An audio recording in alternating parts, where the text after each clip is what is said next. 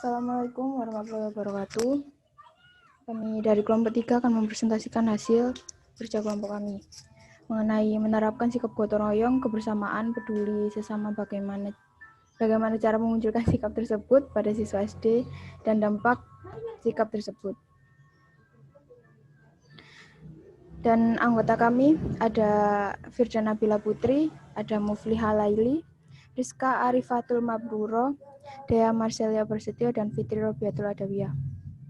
Selanjutnya, ada pengertian gotong royong. Gotong royong adalah bekerja sama untuk mencapai hasil yang diinginkan.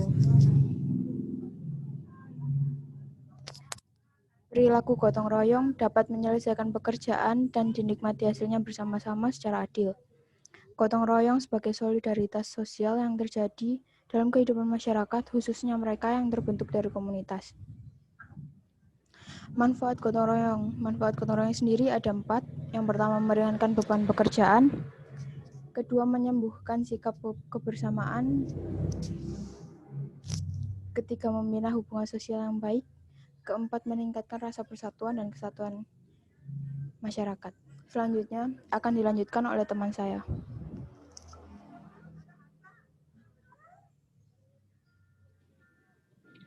Adapun nilai-nilai yang terkandung dalam gotong royong yaitu 1. Kebersamaan, 2. Tolong menolong, 3. Persatuan. Next. Kebersamaan. Kata kebersamaan memiliki makna sebuah ikatan yang terbentuk karena rasa kekeluargaan atau persaudaraan. Lebih dari sekedar bekerja sama atau hubungan profesional biasa. Kebersamaan memiliki 4 unsur yang harus diciptakan oleh setiap individu yang tergabung di dalamnya, yaitu antara lain 1. Sehati dan sepikiran, 1 visi, tidak egois, kerendahan hati, kerelaan, berkorban. Selanjutnya akan dipresentasikan oleh teman saya, Mufliha Laili.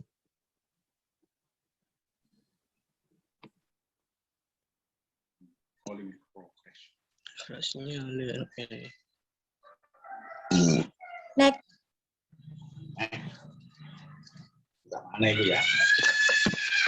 Pertama, sebagai makhluk sosial, manusia tidak hanya mengandalkan kekuatannya sendiri, tetapi membutuhkan manusia lain dalam beberapa hal tertentu, dan harus saling menghormati serta peduli terhadap berbagai macam keadaan sekitar. Next.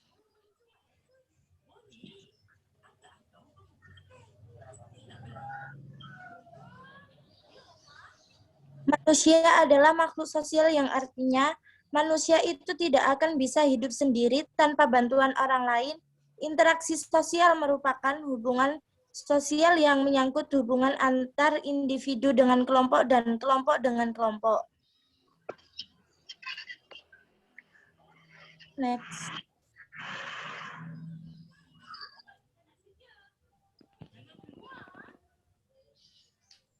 Penting mengajarkan kepedulian sosial pada anak.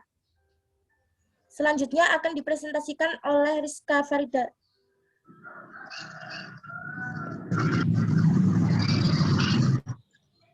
Penting mengajarkan kepedulian sosial pada anak. Next.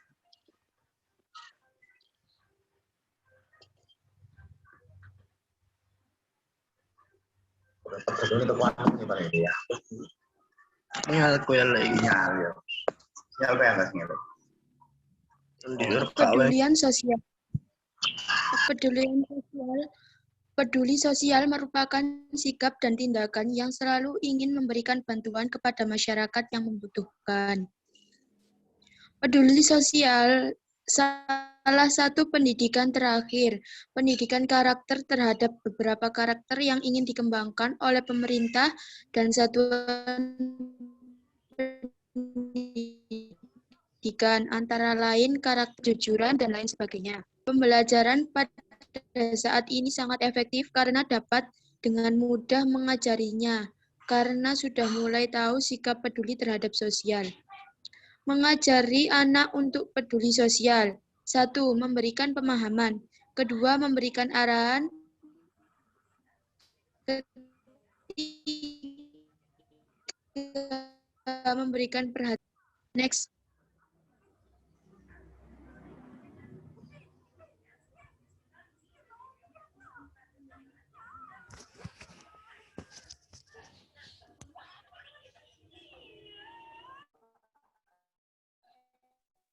Yang terakhir ada bentuk kepedulian. Robiatul Adawi.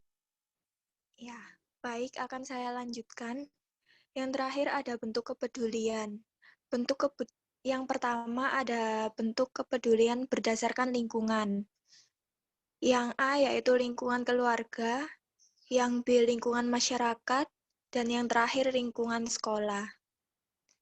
Selain itu, ada faktor yang mempengaruhi turunnya kepedulian sosial. Yang pertama, bermain internet. Yang kedua, tayangan TV.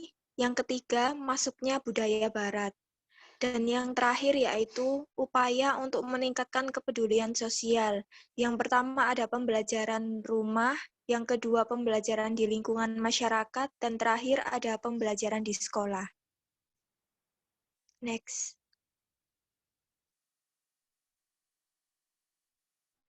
Baik, inilah presentasi dari kelompok kami. Bila ada kesalahan kata, mohon dimaafkan yang sebesar-besarnya.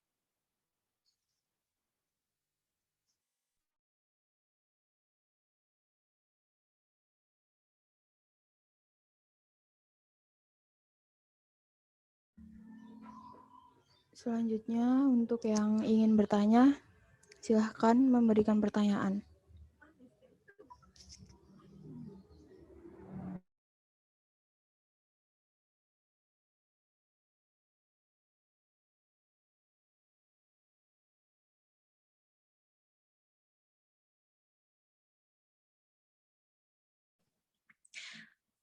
Saya izin bertanya.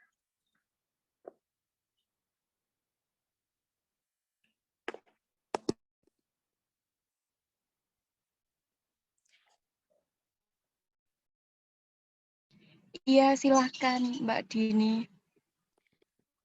Bagaimana cara menumbuhkan sikap peduli sesama terhadap siswa? Terima kasih.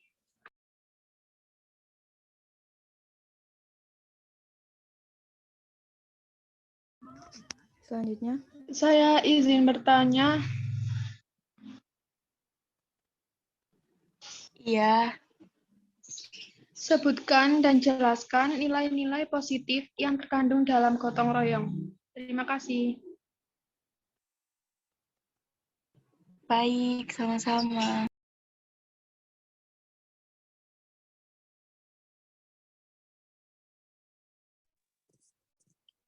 Saya izin bertanya.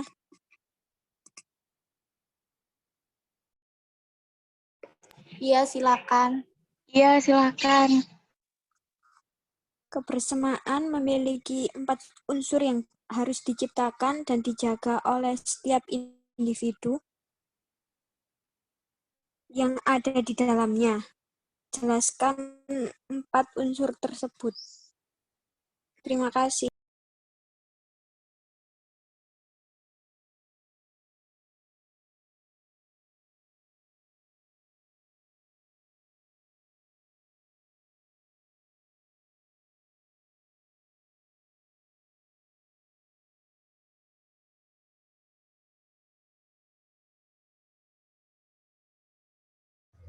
apakah pertanyaannya sudah? Atau masih ada yang ingin bertanya lagi?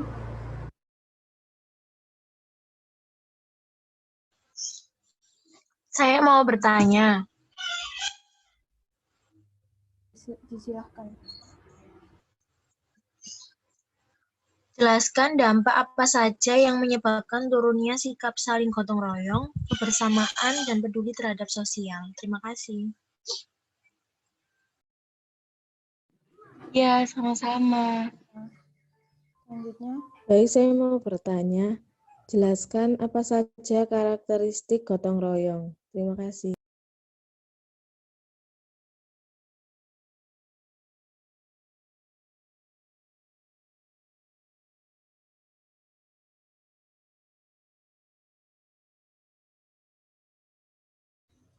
saya akan menjawab pertanyaan pertama. Untuk pertanyaan pertama, bagaimana cara menumbuhkan sikap peduli sesama pada siswa?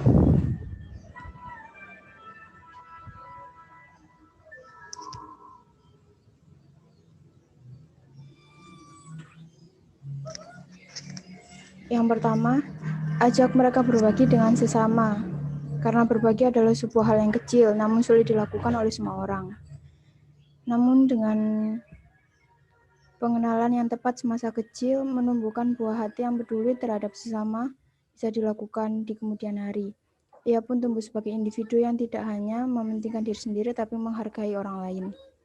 Yang kedua, mengajak bermain permainan yang bertema sosial.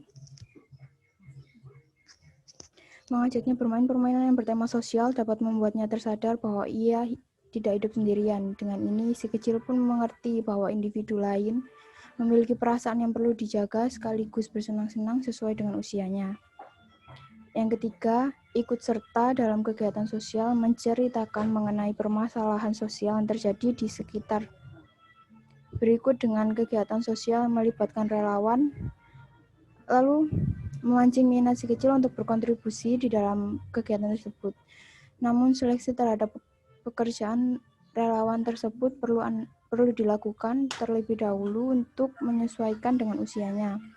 Misalnya, beritahu ia mengenai program relawan untuk menghibur penghuni panti jompo. Pilihan lainnya adalah mengajak ia untuk ikut kerja bakti dalam menjaga kebersihan lingkungan. Menumbuhkan sikap saling peduli antar sesama menjadi sebuah peran penting bagi para orang tua. Sebabnya, jiwa peduli merupakan bekal yang dibutuhkan si kecil pada masa depannya saat terjun ke kehidupan sosial.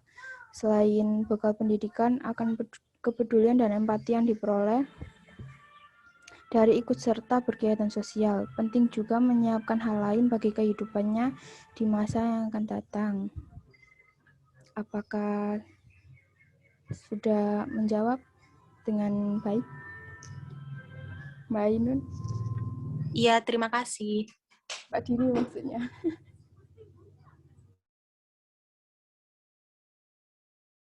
Selanjutnya bisa bantu jawab untuk anggota kelompok lain. Ya, saya izin menjawab dari pertanyaan kedua. Sebutkan dan jelaskan nilai-nilai positif yang terkandung dalam gotong royong. Nilai-nilai positif dalam gotong royong antara lain, 1. Kebersamaan. Gotong royong mencerminkan kebersamaan yang tumbuh dalam lingkungan masyarakat. Dengan gotong royong, masyarakat mampu bekerja sama untuk membantu orang lain atau untuk membangun fasilitas yang bisa dimanfaatkan bersama. Yang kedua, persatuan. Kebersamaan yang terjalin dalam gotong royong sekaligus melahirkan persatuan antar anggota masyarakat. Dengan persatuan yang ada, masyarakat menjadi lebih kuat dan mampu menghadapi permasalahan yang muncul. Yang ketiga, rela berkorban. Gotong royong mengajari setiap orang untuk rela berkorban. Pengorbanan tersebut dapat berbentuk apapun, mulai dari berkorban waktu, tenaga, pikiran, hingga uang. Semua pengorbanan tersebut dilakukan demi kepentingan bersama. Masyarakat rela mengesampingkan kebutuhan pribadinya untuk memenuhi kebutuhan bersama. Yang keempat, tolong-menolong. Gotong royong membuat masyarakat saling bahu-membahu untuk menolong satu sama lain. Sekecil apapun kontribusi seseorang dalam gotong royong selalu dapat memberikan pertolongan dan manfaat untuk orang lain. Yang terakhir, sosialisasi. Di era modern, kehidupan masyarakat cenderung individualis. Gotong royong dapat membuat manusia kembali sadar jika dirinya adalah makhluk sosial. Gotong royong membuat masyarakat saling mengenal satu sama lain hingga proses sosialisasi dapat terus terjaga keberlangsungannya.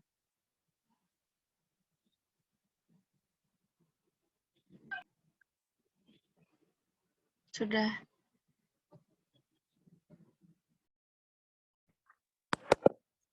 Baik, untuk anggota kelompok lain bisa dilanjutkan menjawab pertanyaannya.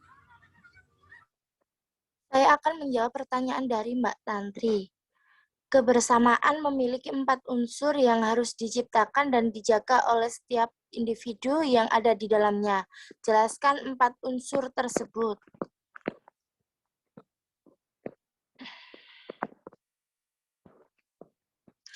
Kebersamaan memiliki 4 unsur yang harus diciptakan dan dijaga oleh setiap individu yang tergabung di dalamnya. 1. Sehati dan sepikir atau satu visi. Dalam sebuah organisasi akan terdapat banyak orang yang memiliki pendapat berbeda. Satu kepala satu ide, 1000 kepala 1000 ide. Namun jika ingin membuat kelompok kita kuat dan solid, maka selayaknya kepentingan bersama lebih diutamakan dari kepentingan pribadi. Kedua, tidak egois. Sudah bukan rahasia lagi jika manusia itu adalah makhluk egois. Apapun yang tidak memiliki nilai tambah buat dirinya, kebanyakan tidak akan ada partisipasi yang dikeluarkan, bahkan dianggap tidak penting. Yang ketiga, kerendahan hati. Organisasi akan memiliki anggota yang hegemoni atau campuran. Terkadang ada sebagian anggota yang terlibat tidak memiliki keahlian dan pengalaman khusus. Modal mereka hanya sekedar kerelaan demi memberikan sumbangasi. Yang keempat, kerelaan berkorban. Setiap individu dalam sebuah organisasi akan memiliki sumbangasi yang bisa berbeda-beda. Ada yang menyumbangkan dana, pikiran, fasilitas, tenaga, atau waktu.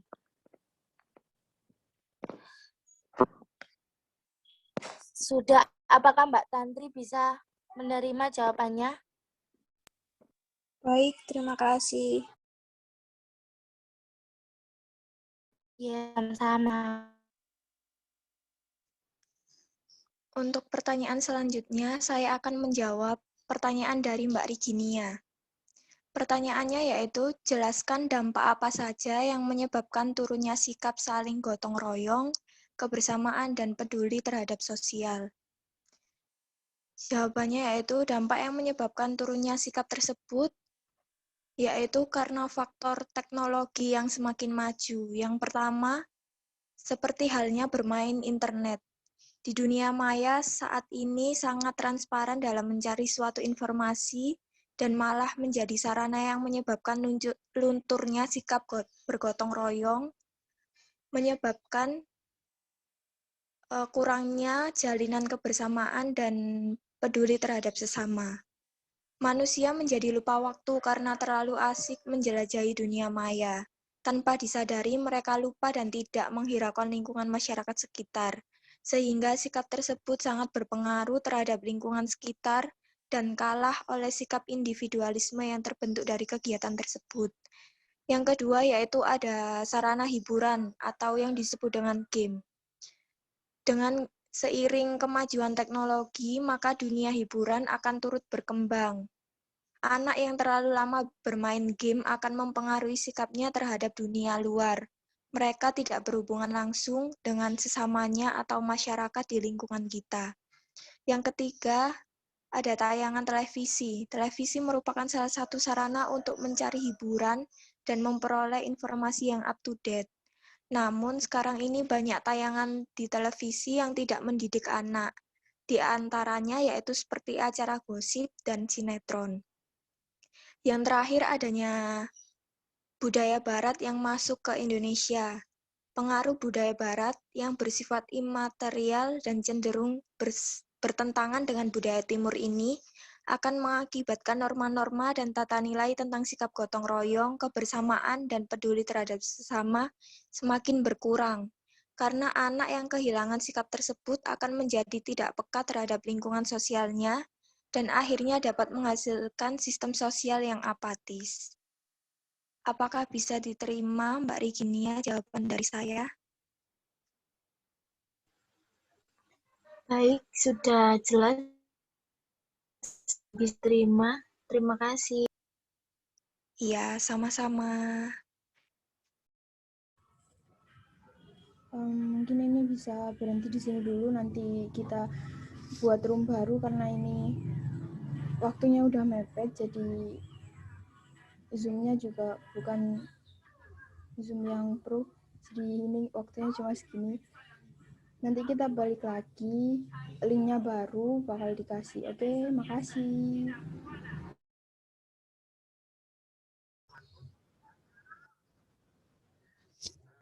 Untuk pertanyaan selanjutnya bisa dibantu jawab kelompok 3.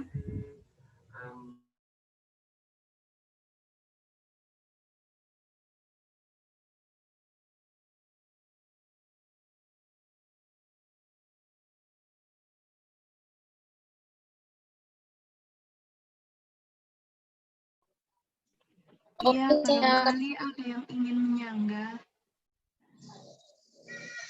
Saya akan menjawab pertanyaan yang kelima. Jelaskan apa saja karakteristik gotong royong. Karakteristik gotong royong. Yang pertama, bangsa Indonesia memiliki sifat dasar yang menjadi unggulan bangsa serta tidak dimiliki bangsa lain. Yang kedua, terciptanya rasa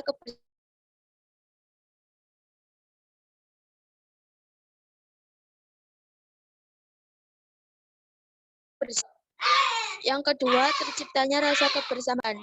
Yang ketiga, memiliki nilai yang luhur secara turun-temurun dalam kehidupan. Keempat, menjunjung tinggi nilai-nilai kemanusiaan, karena di dalam kegiatan bergotong royong, semua pekerjaan yang akan dilakukan secara tingkat derajat seseorang. Yang selanjutnya memiliki makna saling membantu guna mencapai kebahagiaan serta kerukunan dalam menjalani kehidupan bermasyarakat.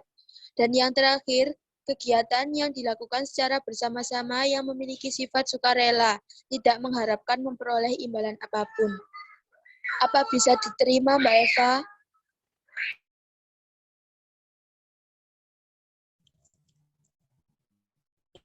Iya, sudah bisa. Terima kasih. Ya, pertanyaan selanjutnya bisa dijawab, pertanyaan terakhir atau sudah selesai ini?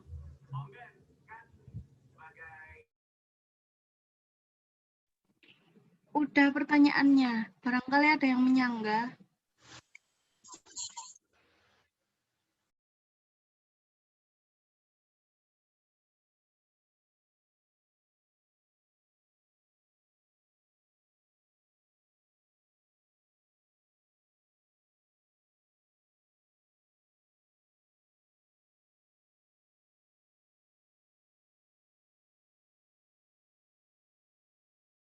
Bagi yang ingin menyanggah, silahkan.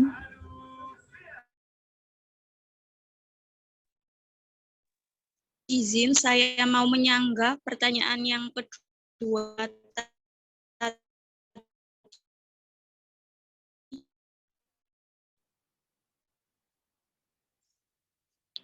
Sebutkan dan jelaskan nilai-nilai positif yang terkandung dalam gotong royong selain kebersamaan, persatuan, rela berkorban, tolong menolong, dan sosialisasi yang tadi sudah dijelaskan. Menurut saya nilai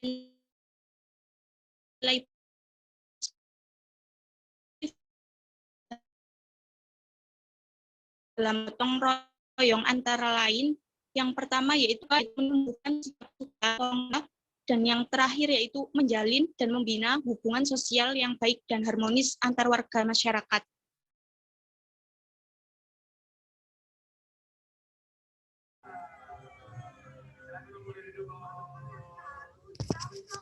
Oke. Untuk menyanggah selanjutnya, apakah masih ada? Izin, saya akan menyanggah. Jelaskan karakteristik gotong royong, yaitu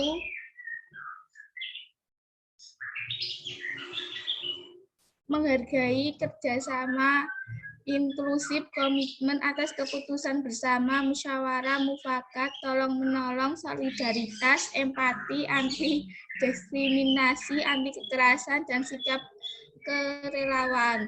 Dan gotong royong merupakan salah satu dari 5 karakter utama disiplin religius, nasionalis, mandiri, dan integritas.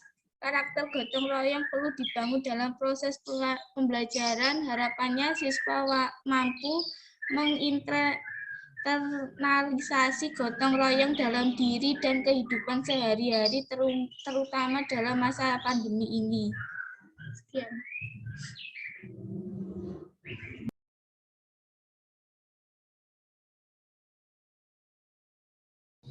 Apakah masih ada yang mau menyanggah?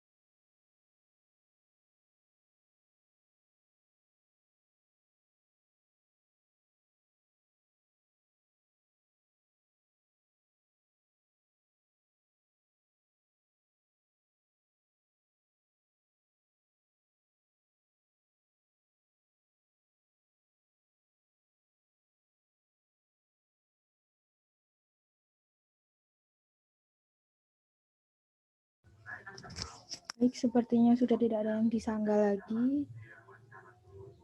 Terima kasih untuk perhatiannya. Kami dari kelompok 3 mohon maaf apabila ada kekurangan kata, apabila ada salah kata. Kami akhiri. Wassalamualaikum warahmatullahi wabarakatuh.